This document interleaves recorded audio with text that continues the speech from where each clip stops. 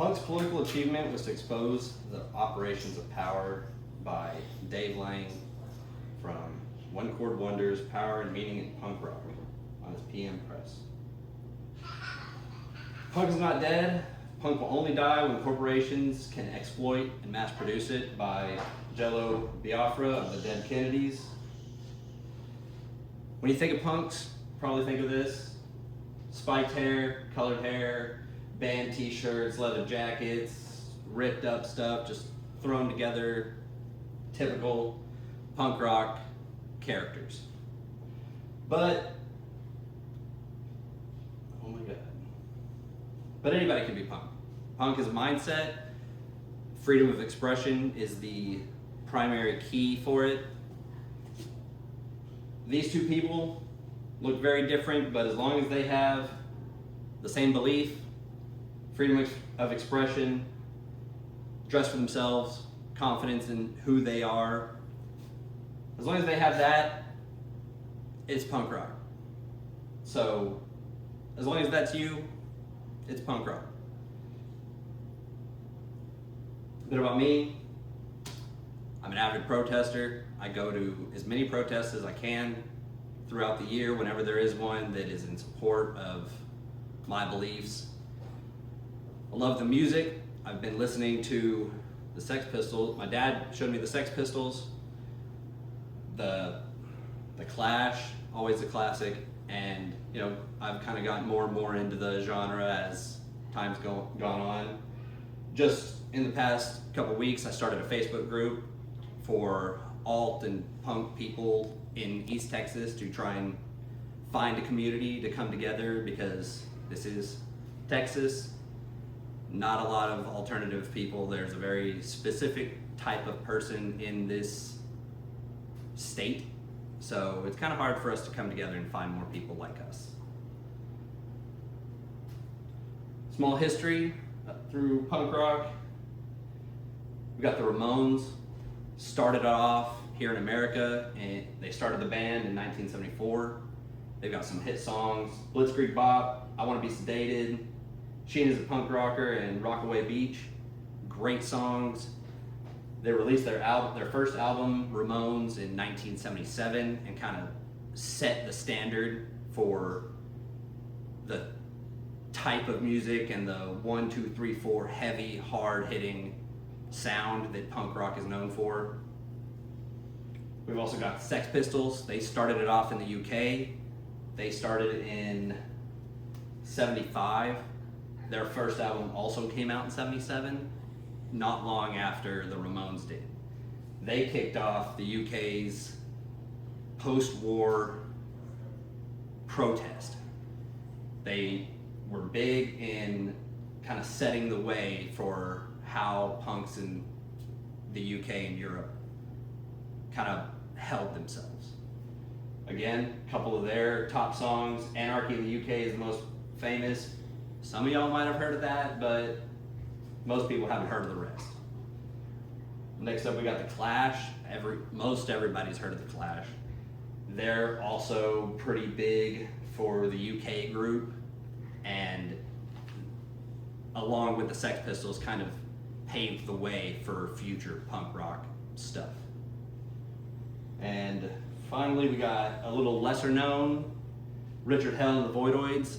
They are kind of credited with the style and fashion of punk rock. They kind of set the standard for,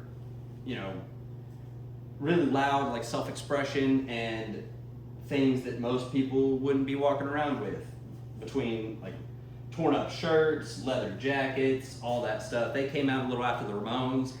A lot of people picture the Ramones too when they're pictured just kind of rock, just the leather jackets and leather pants and stuff, but Richard Hell and the Voidoids really kind of, through their concerts, pushed the fashion to a more extreme direction.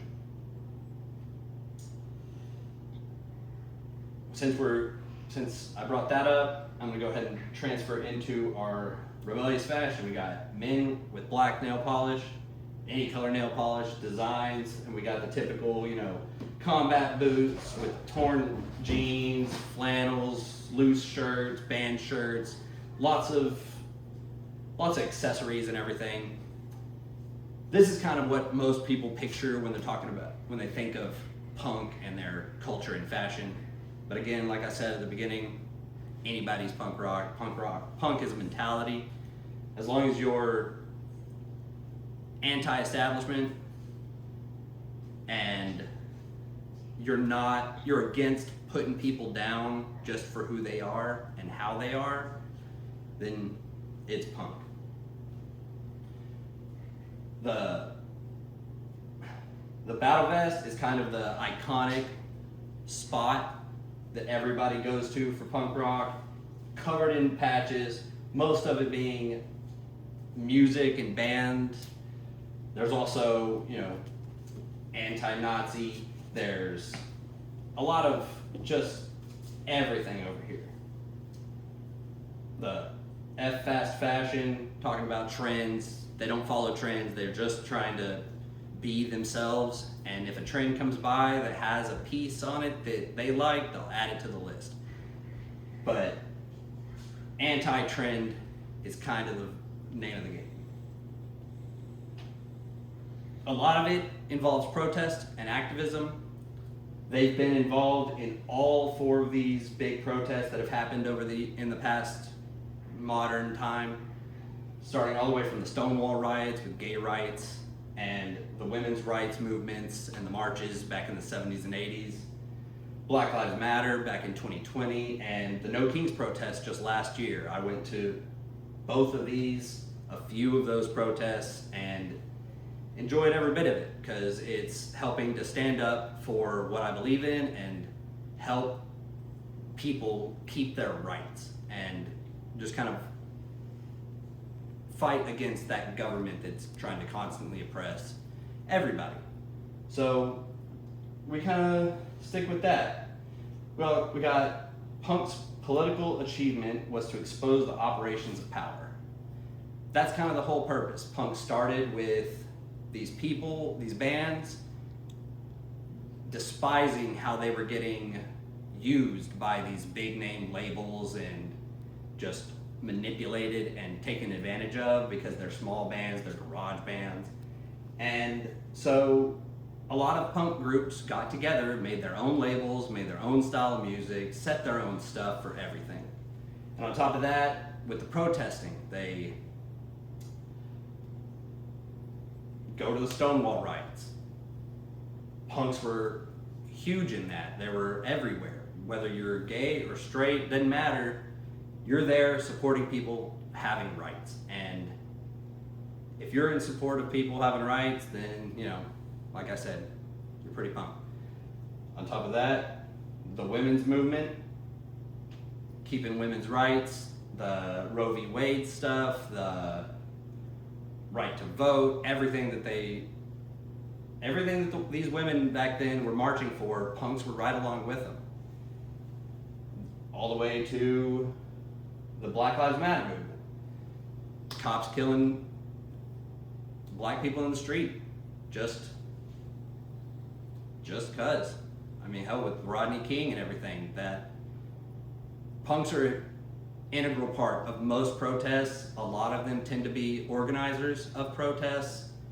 And if it gets down to a full-on riot, we'll be right there keeping it, trying to make sure people are protected from any group that's trying to cause harm.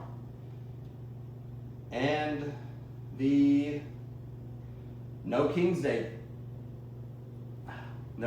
protests.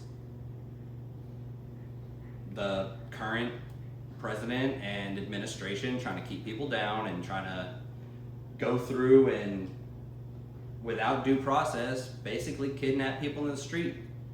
And so there have been protests. One of the biggest protests in American history that was peaceful was the No Kings Day protest last year. And they're going to keep happening. There was just one a couple months ago, and it's going to keep happening until something gets done. And, we're just going to keep going until people get what they need. And on top of that, the passion for destruction is also a creative passion by the anarchist Michael Bakunin. He believed that, yeah, during riots things are getting destroyed, but the passion to lead you to that is still a creative passion. And because, I mean, not a lot of people turn to short of violence when something they don't really care about is going on. People care passionately, and sometimes passionate things have to happen. So just wanna bring that up, and these are my citations for my most of my quotes. One of them was just from the Dead Kennedys, and I just kind of want to reiterate that my belief in this system, belief in this culture, it's been huge in American history, all the way back to some classical music artists have been very anti-establishment because they don't believe how the establishment is treating people, to before punk was even a thing, all the way to the 70s when it started, and they've been protesting everything that involves people being put down. And that's pretty much what I get. And if you believe in any of this, then I mean, you're punk too.